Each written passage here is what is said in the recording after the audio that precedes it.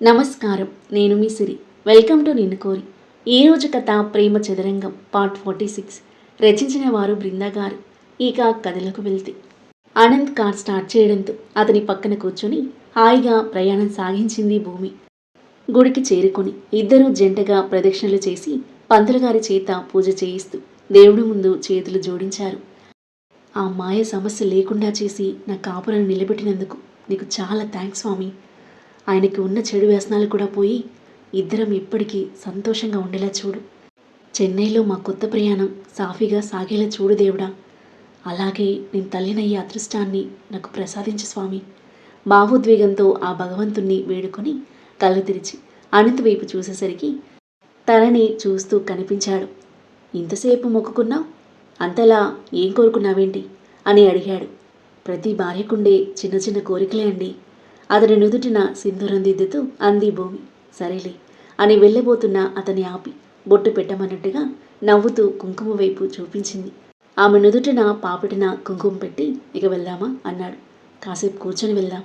Okay. ఆమెతో పాటు కూర్చున్నాడు. పంతులు గారు చదువుతున్న మంత్రాలు గుడి గంటల హోరు చెవులకు వినసొంపుగా వినిపిస్తూ మనసుకు హాయినిస్తుంటే కాసేపు భక్తులను చూస్తూ సమయం గడిపి అక్కడి నుండి వెళ్ళి టిఫిన్ చేసి మార్నింగ్ షో టైం అవ్వడంతో ఐమాక్స్కి వెళ్ళారు. ఎప్పుడో పెళ్ళైన సంవత్సరం అతనితో ఏకాంతంగా మూవీకి వెళ్ళింది తను.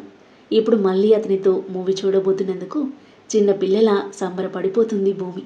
అదో బుక్ చేసిన అప్పర్ బాల్కనీ టాప్ కార్నర్ సీట్లో ఇద్దరు సెటిల్ అయిపోయారు. మూవీ స్టార్ట్ అయింది. ఆనంద్ మూవీలో లీనమైపోగా తమ చుట్టూ సీట్లు అన్నీ ఖాళీగా ఉండడం గమనించిన భూమి ఎవరూ లేరేంటి, అంటే మేమిద్దరమేనా ఇక్కడ అని మనసులో అనుకుంటూ సంశయిస్తూనే మెల్లిగా ఆనంద్ భుజం మీద తలవాల్చింది.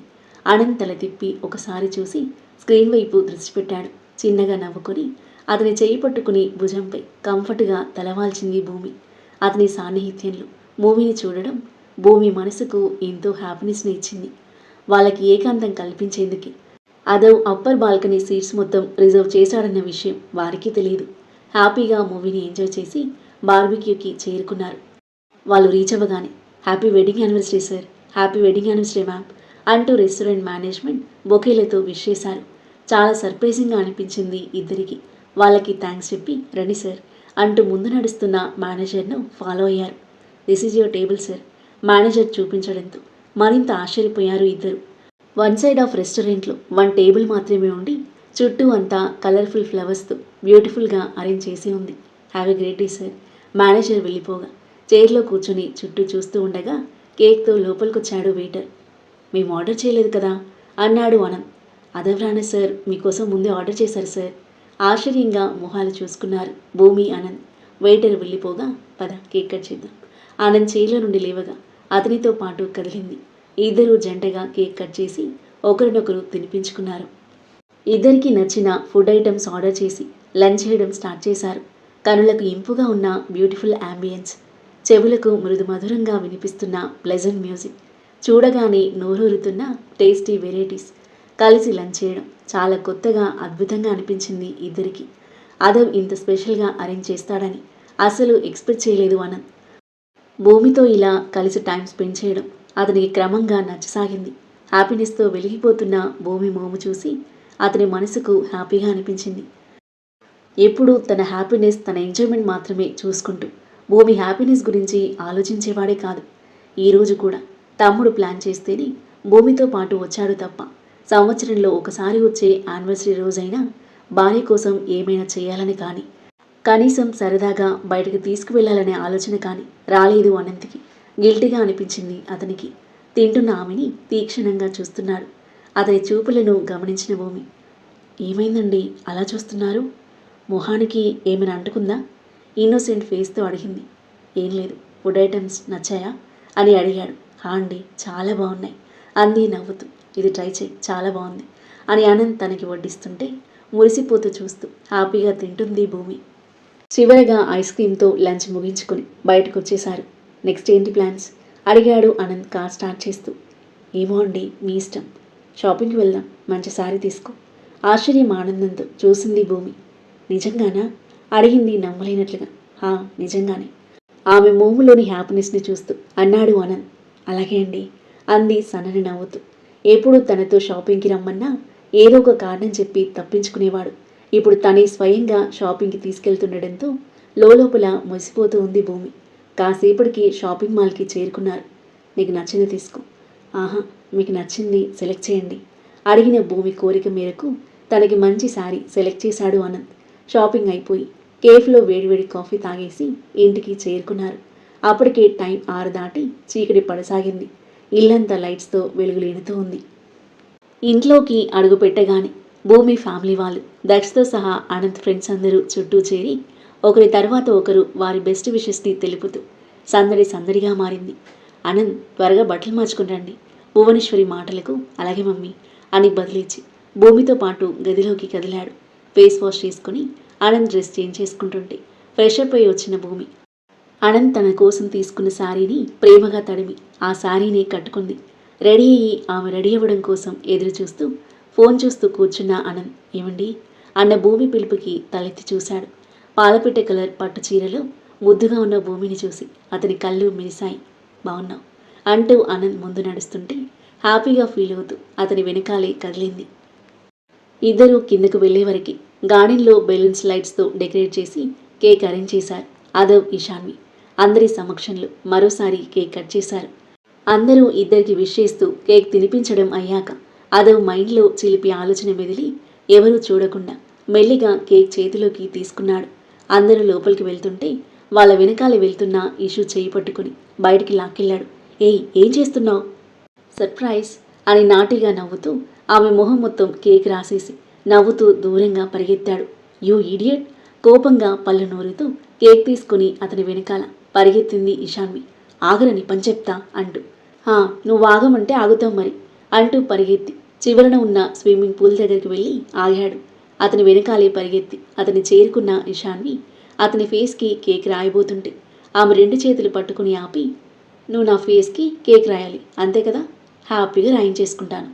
కానీ నీ చిట్టి చేతులతో కాదు, నీ బూరెల్లాంటి బుజ్జి బుగ్గలతో. అదో మాటలకు ఇషాన్వి రియలైజ్ అయ్యేలోపే తన 2 చేతులను వెనక్కి పట్టుకున్న అదో ఆమె కళ్ళలోకి రొమాంటిక్గా చూస్తూ తన చెంపలకు అంటుకున్న కేక్ అతని చెంపలకు సుతారంగా అంటించుకుంటున్నాడు.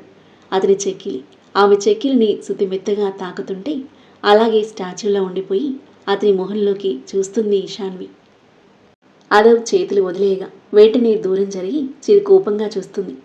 నీ చెక్కిలిని తాకి కేక్ ఇంకా టేస్టీగా మారినట్టుంది.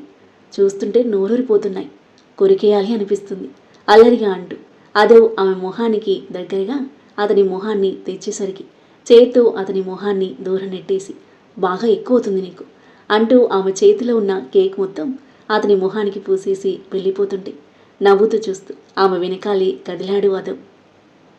బయట వాష్రూమ్లో కేక్ వాష్ చేసుకుంటున్న ఇషుని నవ్వుతూ చూస్తూ నన్ను హెల్ప్ చేయమంటారా మేడం అని అడిగాడు. అవసరం లేదు, నీ వల్ల నా మేకప్ మొత్తం పోయింది. నువ్వు న్యాచురల్ బ్యూటీవే, ఏం మేకప్ లేకున్నా చాలా అందంగా ముద్దుగా ఉంటావు అన్నాడు. అతని తేరిపార చూసి ఫేస్ వాష్ చేసుకుని చీర కొంగుతో తుడిచేసుకుని హెయిర్ సెట్ చేసుకుని వెళ్ళబోయిన ఇషు అదవ్ తన కొంగును పట్టుకోవడంతో కోపంగా వెనక్కి తిరిగింది. ఆమె కోపాన్ని ఎంజాయ్ చేస్తూ కొంగుతో మొహాన్ని తుడుచుకుంటున్నాడు అదవ్. విసురుగా కొంగు లాగేసుకుని వెళ్తున్న ఇషాన్వి వెనకాల నవ్వుకుంటూ అడుగులు వేశాడు. మగవారి గ్యాంగ్ అంతా ఒక దగ్గర చేరితే ఆడవారి గ్యాంగ్ అంతా ఒక దగ్గర చేరారు. ఇషు వెళ్ళి భూమి పక్కన చేరగా అనంత్తో పాటు సెటిల్ అయ్యాడు అదవ్. లైట్గా డ్రింక్స్ ఎంజాయ్ చేసి ఫైనల్గా అందరూ కలిసి సరదాగా డిన్నర్ ముగించేశారు. కుటుంబ సభ్యులు సన్నిహితుల మధ్య ముచ్చటైన 3వ పెళ్లి వార్షికోత్సవ వేడుకను ఎంతో సంతోషంగా సెలబ్రేట్ చేసుకున్నారు భూమి, అనంత్. కాసేపు కబుర్ల తర్వాత ఫ్రెండ్స్ అండ్ భూమి ఫ్యామిలీ వాళ్ళు వెళ్ళిపోగా ఎవరి గదిలోకి వాళ్ళు వెళ్ళిపోయారు. అనంత్ డ్రెస్ చేంజ్ చేసుకుని బెడ్పై వాలిపోగా శారీ చేంజ్ చేసుకుని అతని భుజం మీదకి తలను చేర్చి పడుకుంది భూమి. చాలా హ్యాపీగా ఉందండి ఈరోజు చాలా స్పెషల్, నాకు లైఫ్లో ఎప్పటికీ మర్చిపోలేను అని తలెత్తి అతని వైపు చూసింది.